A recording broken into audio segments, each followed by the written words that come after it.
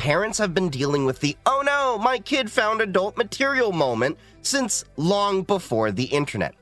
My own mom was a sexual education teacher. When I turned 13, she actually got me a subscription to Playboy until I was 18. Why? Because she wanted me to learn early that adult content like that isn't a realistic representation of relationships, consent, or intimacy, but also understood I was a growing boy, and that those conversations needed to happen at home, not from politicians.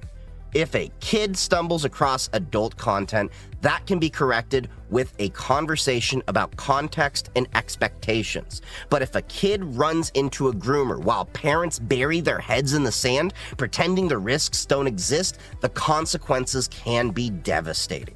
At the end of the day, it's not the government's job to raise kids. It's the parents. And all of these bills do just is create more censorship, more surveillance, and more risk, while failing to actually protect children where they're most vulnerable.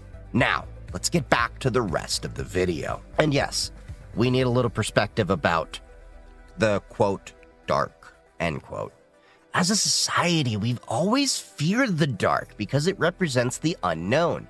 From childhood ghost stories to today's media panics, boogeymen thrive in the shadows of ignorance. The darknet has become one of those modern myths, a convenient villain full of horror stories, many of them exaggerated or outright fabricated by people who profit off fear and naivete. But here's the truth. While there are bad things on the darknet, far worse happens on the clearnet every single day, right out in the open. Human trafficking rings, child exploitation, scams, and corporate abuses aren't tucked away in some hidden corner of the web. They're often hiding in plain sight, under bright sunlight, and sometimes even backed by venture capital. Privacy isn't dangerous. Privacy isn't suspicious. Privacy is just basic human rights and dignity. Do we judge people for closing the bathroom door? For parking somewhere private for an intimate moment with their significant other? Of course not. The real danger isn't the dark. It's pretending the daylight is safe just because it's visible. And this debate, this whole thing, isn't new.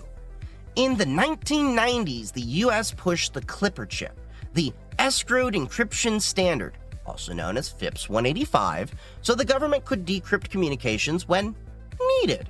Cryptographers quickly found serious flaws. The idea collapsed, and NIST later withdrew FIPS 185 entirely.